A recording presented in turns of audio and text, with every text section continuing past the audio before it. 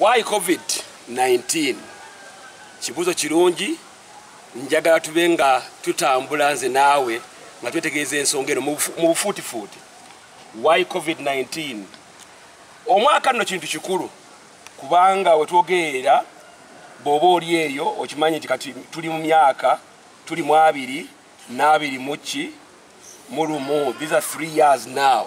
Twogera ku nsonga eyagwa si ku Uganda kokka naye yagwa ku nsi yonna mu mwaka guno ddala Uganda neefuuka ensonga nga bulijjo ebyawandiikwa bitunnyonnyola buli ensonga tewalinza kubaayo kintu na kimu kitasobola kunnyonnyolwa ebyawandiikibwa.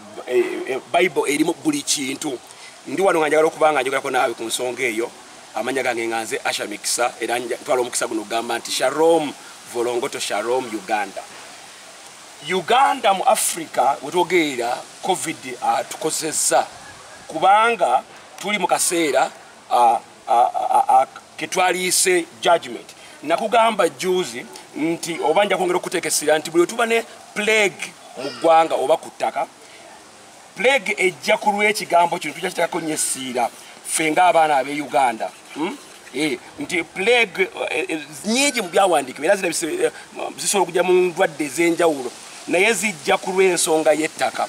Tuteesa essiira ku kyawandiikibwa ekitutegeeza nti abantu ba Katonda bwe banaateekanga amavivi gaabwe ne beenenya Katonda ajja kuwonyenga ettaka lyabwe. Jjukira ebyandikwa bitusomesa nti abamanyi Katonda tajja kubateekako ndwadde ezifaanagana nga COVID-19 kyokka bwe twogeera nga COVID-19 waali. Why COVID-19?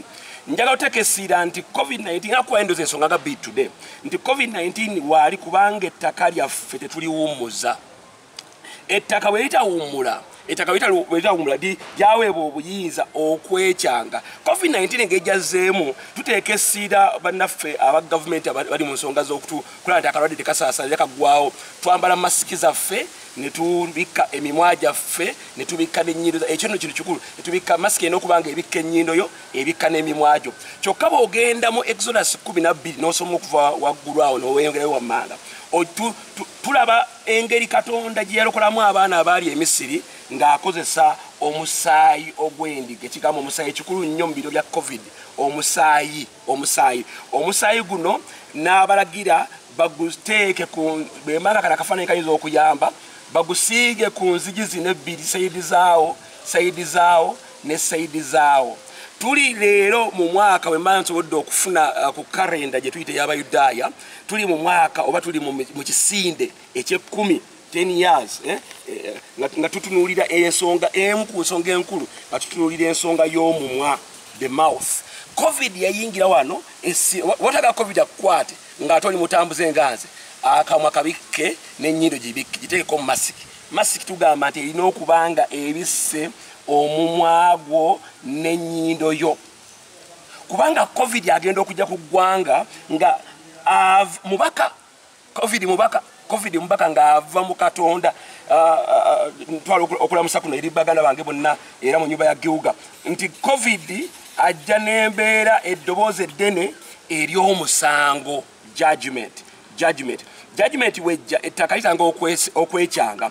COVID nno kantu katono nnyo sabbuuni yakatta naye amazima gali nti ku lwaki weegali kubanga tuli mu biro tuli mu kadde nga tulina judgment. Kyokka judgment bw'atandika okulabika mu bulamu n'ekigambo masse kitandika okufuuka ensonga. Where there is judgment there is mercy. Kyokka where there is mercy there is salvation.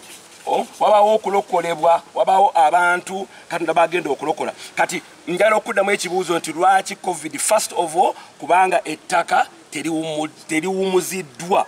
Ekyo nno kigambo kinene tuyinza obutakyogerako kaakati. Era plague etandika okulabisibwa mu bitundu 3 oba mu myaka 3. Bannaffe juzi bakyalonda emmaana Abayudaaya balondanga ku lunaku olw'omukaaga ne balonda ekigera ekimala okuba nti bajja kuwumula ku lw'omusanvu ate baddemu balonde ku lunaku luli olutandika week.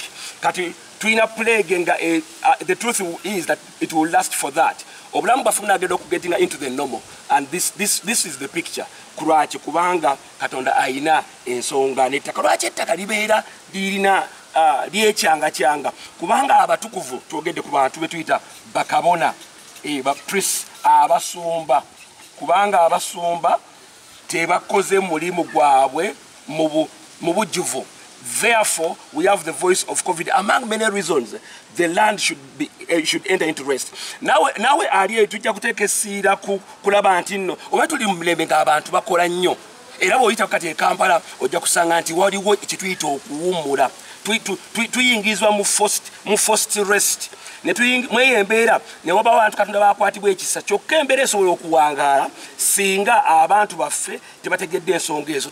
Nyongera oteeka essiira nti olw'okuba ku lulimba mu Exodus 12 abantu baffe baalokolebwa olw'omusaayi gwe baasiiga ng'oyambadde masiki enja teeka essiira nti kikwetaagisa okukupliidinga okukoowoola omusaayi gwa Yesu kubanga omusaayi gwa Kristo gwe gulina amaanyi otulokola gulina amaanyi okutuwa ekisa ne tufuna ekisa ne tusobola okubeera abalamu n'abaana b'abaana baffe. Kati ng'okola buli kimu ky'okola muganda wange masiki ng'ogiteeseeko sopusi ng'ozigobera tegeera nti COVID is because of judgment and where judgment is mercy and salvation eba nayo nga weeri. Muntu kyasaanye okukoowoola omusaayi omukkiriza omulokole oyo ayina Kristo mu kamwa ke yamwatula Abalumi 10 atunnyonnyola yamwatula ng'omulokozi we kikugwanirwa okukoola omusaayi kyokka tukoola omusaayi teguba gwaffe ffekka guba musaayi nga gujja kutaasa ki gwanga mwemuli eddoboozi ti omuntu ono oba abantu bana the pastoral the priest oba abakkiriza believers abakkiriza mwani mu Kristo Yesu balina omulimu ogw'okukola musaba ng'eno nga bakoola omusaayi gwa Kristo okupliidinga ku mayumba gaffe weewawo nga bwe kyali luli era bwe kiribeera nakati bwe kiri nga tukoola omusaayi ku lwa Mukama waffe Yesu kyokka nga bwe tukola bye tulina okukolebwa naye ngeza kugamba nti byonna bye tukola bye tuyita sops byonna bye tukola birina we biva mu kigambo kya Katonda.